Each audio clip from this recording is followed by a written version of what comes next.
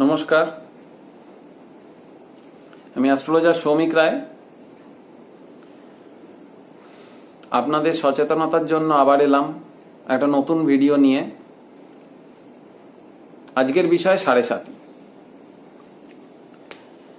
সাড়ে সাতি কার হয়? শনির সাড়ে সাতি হয়। সাড়ে সাতি কেন বলছি আমরা? শনির অবস্থান প্রত্যেকটা রাশিতে 2.5 বছর করে, অর্থাৎ 2.5 বছর ধরে একটা রাশিতে শনি অবস্থান করে। রাশির সাপেক্ষে শনির অবস্থানগত জায়গা থেকে আমরা সাড়ে সাতি বলে থাকি। অর্থাৎ রাশি থেকে আগের ঘর, রাশিতে অবস্থান এবং রাশির পরের ঘর, এই 3টে ঘরের অবস্থানকে আমরা টোটাল 7.5 বছর, অর্থাৎ শনির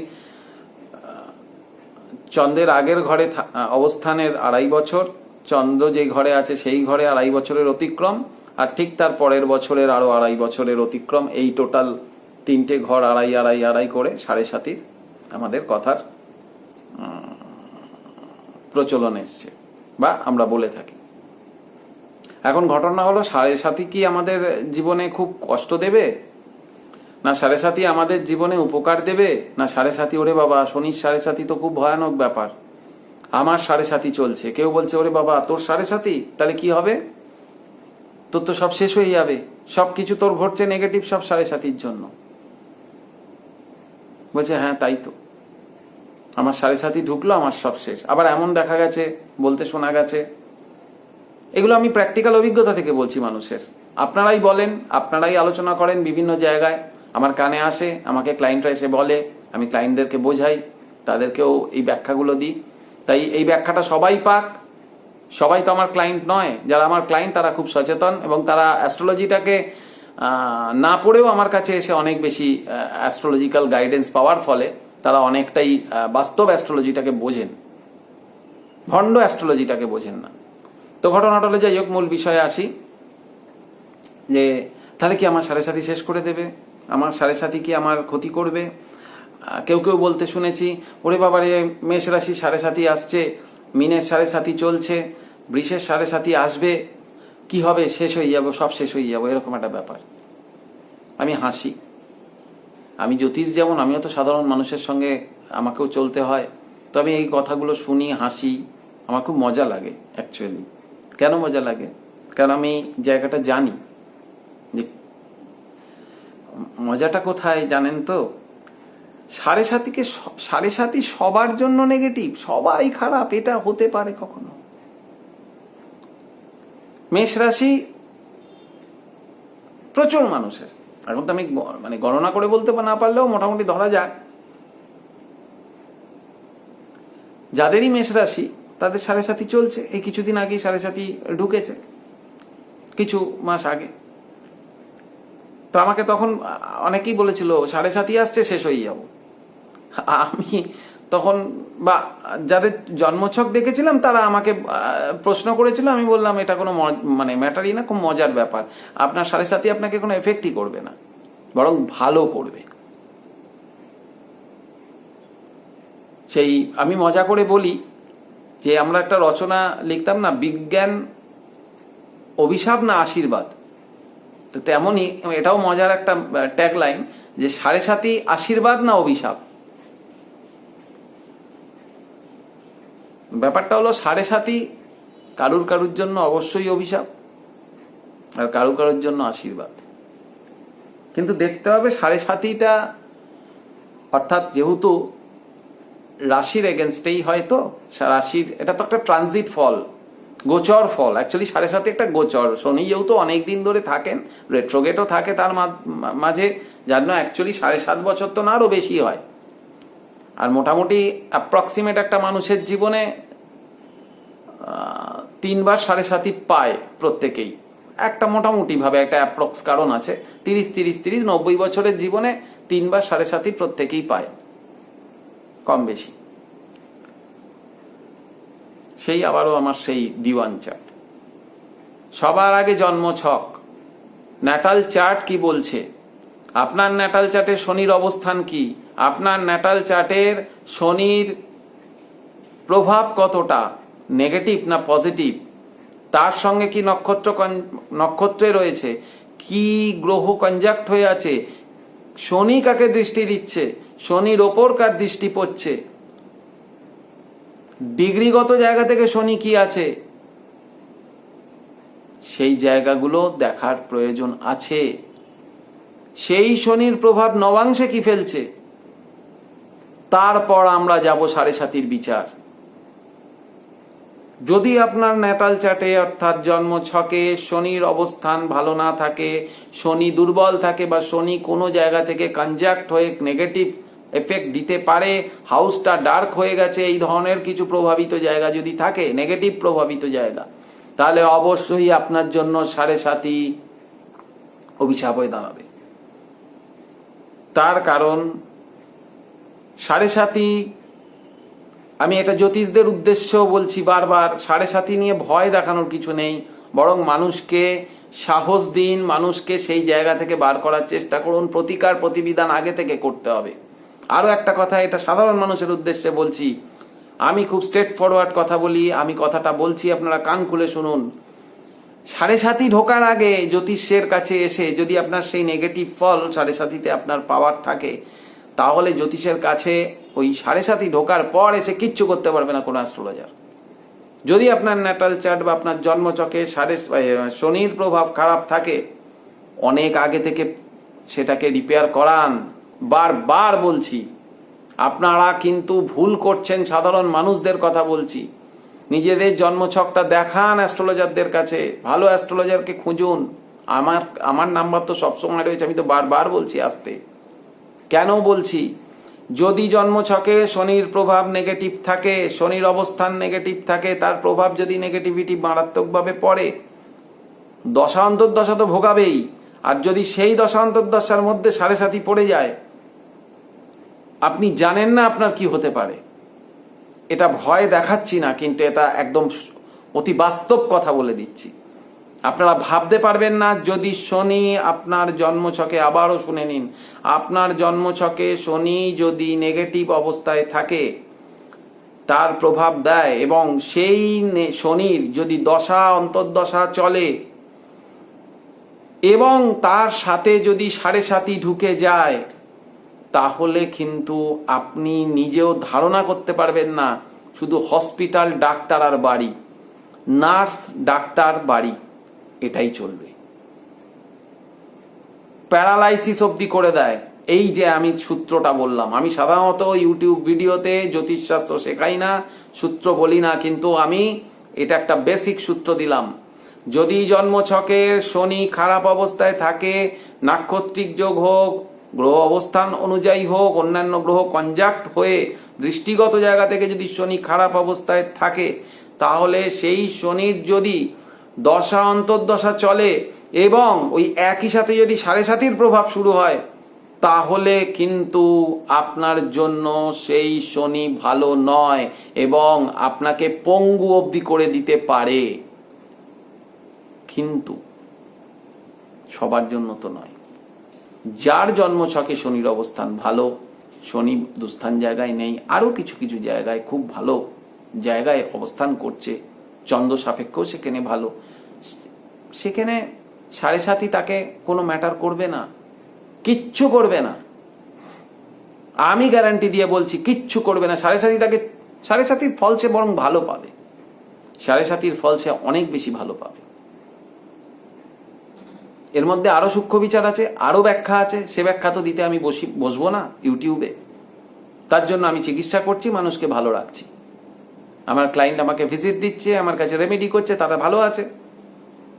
তো যাই হোক, এই ভিডিও আমি এই ধরনের কথা আমি আগেও বলেছি যে ভালো কিছু পেতে গেলে পয়সা খরচা করতে হবে, ওই সস্তায় কোনো কিছু হয় না। আগেও বলেছি, এখনো বলছি। পয়সা খরচা মানে আপনাকে লুটে নেওয়া নয়, পয়সা খরচা মানে আপনি সর্বশান্ত হয়ে যাওয়া নয়।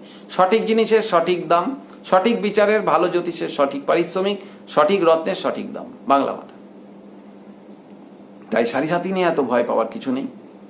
কিন্তু হ্যাঁ, 7.5 যাদের খারাপ ফল দেবে তাদের জন্য অবশ্যই খারাপ। এবং 7.5 সবার আগে মনের ওপর প্রভাব দেয়, অর্থাৎ চন্দ্র আমাদের মন। মায়ের ওপর একটা ব্যাড এফেক্ট পড়ে, মাকে অসুস্থ করে দেয় সাড়ে সাতি। এগুলো এখনকার নতুন নতুন অ্যাস্ট্রোলজাররা হয়তো জানেন না, পড়ছেন। আরও একটা, এই কথা বলতে গেলে কথা চলে আসে, ইনস্টিটিউট থেকে পাশ করেই অ্যাস্ট্রোলজি হয় না হট করে, তাকে রীতিমতো সাধনা করতে হয়। পড়াশুনো সবাই করতে পারে, কিন্তু পড়াশুনো করার পর অ্যাপ্লিকেশনটা অনেক কঠিন। একটা ক্লায়েন্ট বা একটা পেশেন্টের ওপর অ্যাপ্লাই করা, সেটা তার যে জীবন রিস্ক কতটা, সেই জায়গাটাকে বুঝে আস্তে আস্তে সেই জায়গাটা চিকিৎসা করা, সেটা অবশ্যই বুঝে করুন। বারবার বলছি, এটা একটা কোনো চটকদারি বিজনেস নয়, অ্যাস্ট্রোলজি কোনো চটকদারি বিজনেস নয়। অ্যাস্ট্রোলজি একটা শাস্ত্র। শাস্ত্রটাকে যদি আপনি ভালো করে শিখতে পারেন এবং সেই শাস্ত্রটাকে যদি অ্যাপ্লাই করতে পারেন, শুধু পড়াশুনো করে গ্রহ অবস্থান, নাক্ষত্রিক সবকিছু জানা যায়, কিন্তু তার অ্যাপ্লিকেশন অনেক কঠিন। তারপরে তো রেমেডি আরো কঠিন। প্রথম হলো পড়াশুনো, সেই পড়াশুনোটাকে এইবার প্র্যাকটিক্যাল জীবনে অ্যাপ্লাই করা, মানুষের ওপর অ্যাপ্লাই করার পর সেই প্রয়োগটা, অর্থাৎ ওই যে গ্রহ নক্ষত্র সঞ্চারগুলো পড়ার পর একটা মানুষকে বা একটা ক্লায়েন্টকে বিচার প্রেডিকশন করে দেওয়া। 4টে বললাম, 2টো মিললো, আমি অ্যাস্ট্রোলজার হয়ে গেলাম, এত সোজা নয়।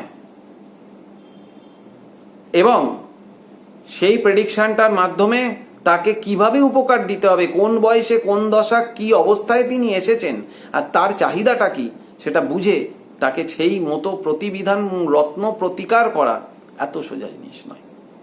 বর্তমানে ভুরি ভুরি অ্যাস্ট্রোলজার বেরোচ্ছেন ইনস্টিটিউটে পাশ করে, মনে করছেন যে এটা একটা ব্যবসা। এটা ব্যবসা তখনই হবে যদি আপনি শাস্ত্রটাকে জেনে মানুষকে উপকার দিতে পারেন, না হলে এটা কিন্তু ব্যবসা নয়, এটা ভণ্ডামি। যে কোনো জিনিসই আপনি সার্ভিস দিন, মানুষকে সঠিক সার্ভিস দিন, সঠিক রোজগার করুন, অবশ্যই আপনি ব্যবসা করুন, কেউ আপত্তি করেনি। আপনি 4টে কেন 6টা গাড়ি করুন, কেউ আপত্তি করেনি। কিন্তু শাস্ত্রটাকে জেনে মানুষকে সঠিকভাবে অ্যাপ্লিকেশন করে, নাহলে মানুষের জীবন নিয়ে খেলার অধিকার কারুর নেই। সাড়ে সাতি, সেই জন্য ভয় দেখানোরও কিছু নেই। প্রচুর অ্যাস্ট্রোলজাররা সাড়ে সাতি নিয়ে ভয় দেখায়। আমি আবারও বলছি, সাড়ে সাতি সবার জন্য খারাপ নয়। সাড়ে সাতি সবার জন্য আবার কেউ কেউ বলছে শুধু ভয় নয়, কি হয়ে যাবেন, লাখপতি কোটিপতি হয়ে যাবেন না, এটাও এমন কিছু ব্যাপার না। এই নয় যে সাড়ে সাতি আসলে আপনি কোটিপতি হয়ে যাবেন, এটাও নয়। দেখুন, শনির প্রভাব দেবে কার ওপর? চন্দ্রের ওপর। সাড়ে সাতিটা কার ওপর? রাশির ওপর। রাশির ট্রানজিটটা তো রাশির থেকেই হয়, তো আমরা গোচর ফলটা রাশির সাপেক্ষেই করে থাকি, এটা তো বেসিক জায়গা। তো সেই জায়গা থেকে সাড়ে সাতি চন্দ্রের ওপর এফেক্ট করে এবং চন্দ্র সাপেক্ষেই সে কথাগুলো বলা হয়। কিন্তু অ্যাকচুয়াল এফেক্ট হবে আপনার ন্যাটাল চার্ট, জন্মছকের অনুযায়ী আপনার শনির অবস্থান। যদি জন্মছকের শনির অবস্থান আপনার দ্বিতীয়ভাবে থাকে, সাড়ে সাতিতে আপনার অ্যাসেট যথেষ্ট বেটারমেন্ট হবে, বা অ্যাসেট আটকাবে, বেরিয়ে যাবে না, নষ্ট হবে না। ছোট ছোট, হ্যাঁ সময় লাগবে, কারণ শনি সবসময়ের জন্য খুব ধীর গতির একটা গ্রহ। যার জন্যই আমি বলছি, শনির দশা বা সাড়ে সাতির মধ্যে এসে যদি আপনি কোনো নিজেকে প্রতিবিধান করতে চান, দেরি হয়ে যাবে। কারণ শনির প্রতিকার সময় লাগে, এগুলো রিসার্চ করে বলা আমার। শনির প্রতিকার ধরতে দেরি লাগে, শনির ফল পেতে দেরি লাগে, ধৈর্য ধরতে হয়। আর যোগী গ্রহ এতটা মজার জিনিস নয়। তো সেই জায়গা থেকে আবারও আশ্বাস দিচ্ছি, সাড়ে সাতি সবার জন্য খারাপ নয়, আবার সবার জন্য ভালোও নয়। তাই সাড়ে সাতি ঢুকবে বলে লাফিয়ে জ্যোতিষীর কাছে আসা, বা সাড়ে সাতি ঢুকেছে বলে জ্যোতিষীর কাছে এসে না, আরও আগে থেকে প্রতিবিধান করান, ভালো অ্যাস্ট্রোলজারকে দেখান, আমার কাছে আসুন, আমি সব সময়ের জন্য আপনাকে গাইডেন্স দেবো এবং সেই জায়গা থেকে মানুষকে ভালো রাখবো। আপনাকেও জাজমেন্ট আপনাদের করতে হবে এবং সেই জায়গাটা অনেক ধৈর্য রেখে আগে থেকে ভালো অ্যাস্ট্রোলজারের কাছে এসে ধৈর্য ধরে জিনিসটাকে করতে হবে, এটা কোনো ম্যাজিক নয়। যাই হোক, আশা করি বোঝাতে পারলাম। আজ এইটুকুনি। সাড়ে সাতি ভয় পাওয়ার কিছু নেই। ভয়ের থাকলে অবশ্যই যাদের ভয় তাদের ভয়, তার কিন্তু সেটা সাড়ে সাতির জন্য নয়। জন্ম ছক দেখেই আগে থেকে ধরে ফেলবে ভালো অ্যাস্ট্রোলজার। শনির যদি কোনো প্রভাব খারাপ থাকে, শনির প্রতিকার বা শনির সেটা। আবার এইটা নিয়েই বলি, একটা শনি নিয়ে যখন একটু কথা হচ্ছে, কেউ কেউ আবার নীলা বললে আবার অজ্ঞান হয়ে যান, বাবা নীলা পড়বো বা নীলা কি হবে, ওরে বাবা না, এটা এত মজার জিনিস। মানে নীলা মানেই ভয়, আর মুক্ত মানে ভয় নয়। এটা নয় ব্যাপারটা। আপনার জন্মছকের প্রেডিকশনটাই আসল। আপনার জন্মছকে শনি যদি সত্যি সেখানে পীড়িত থাকে বা দুস্থানগত থাকে, সেখানে নীলা, আরো বিষয় আছে, আমি এইভাবে বলবো না যে নীলা দিতে হবে, মানে সঠিক অ্যাস্ট্রোলজার যদি বিচার করে ঠিক মতো নীলা দেয় তাহলে কোন ভয় কিসের। আবার এটাও বলে দিলাম, মানে আপনাদের ধারণায় যে নীলাটাই সবসময় ক্ষতি করে, ভুল। ভুল প্রেডিকশন যদি একটা ছোট্ট মুক্ত পড়ি দিয়ে যায় সেটাও ক্ষতি করে দেবে আপনাকে ধীরে ধীরে ধীরে ধীরে, নীলা না পড়লেও। ভুল প্রেডিকশনে যদি একটা ছোট্ট চুনি পড়িয়ে দেওয়া যায়, ছোটই, আমি ছোট দিয়েই কথাটা বলছি, হিরে পড়িয়ে দেওয়া যায়, সেটাও আপনাকে ক্ষতি করে দেবে। তাহলে ইকুয়াল টু কি দাঁড়ালো শেষে? প্রেডিকশন। প্রেডিকশন যে জ্যোতিষ যত ভালো করবে সেই জ্যোতিষই আপনাকে ঠিক জায়গা থেকে, এবং শুধু প্রেডিকশন নয়, প্রেডিকশনের পর যে প্রতিকারটা করতে জানে যে অ্যাস্ট্রোলজার, কারণ এমনও দেখা গেছে প্রচুর ভালো অ্যাস্ট্রোলজার আছেন যারা প্রেডিকশন খুব ভালো করেন, বা এভারেজ সবাই প্রেডিকশন করেন, কিন্তু প্রতিকারের জায়গায় ফেল করে যাচ্ছে। যে জন্মছক দেখছেন, প্রেডিকশন করছেন, প্রতিকারের জায়গায় গিয়ে কনফিউজড হয়ে যাচ্ছেন। এই জায়গাটা খুব ভাইটাল পয়েন্ট। তো সেই জায়গাটা যে অ্যাস্ট্রোলজার ভালো প্রেডিকশন করবেন এবং প্রতিকার ঠিক মতো করতে পারবেন, অবশ্যই সেই অ্যাস্ট্রোলজার বলে বলে, আমি যেটা করে থাকি, আমি তো মানুষকে বলে বলে নীলা পড়িয়েছি এবং তারা খুব ভালো আছে, ভালো শুধু না খুব ভালো আছে, সাড়ে সাথী তাদেরও চলছে, আনন্দে রয়েছে, ভয়াবহ জায়গাটা হয়নি। তারা বরং তারা আগে অসুস্থ ছিল, ন্যাটাল চার্টকে যখন ঠিক মতো সাপোর্ট দেওয়া হয়নি, যখন আমি নীলা পড়িয়েছি, আস্তে আস্তে আস্তে আস্তে আস্তে আস্তে 2 বছর, 1.5 বছর, 2.5 বছর, 3 বছর, কারুর আস্তে আস্তে ডেভেলপমেন্ট শুরু হয়ে গেছে। ফাঁড়া কি আপনার আসবে না? গ্রহগত নেগেটিভ ফলটা কি আপনি পাবেন না? পাবেন, কিন্তু ফাঁড়াকে পরিমাণ কমানো যায়, গ্রহের নেগেটিভ ফলের পরিমাণ কমানো যায়, পুরোপুরি তার অবস্থানকে পাল্টানো যায় না। ব্যাস, আজ এইটুকুনি, আর বেশি কিছু বলবো না। নমস্কার।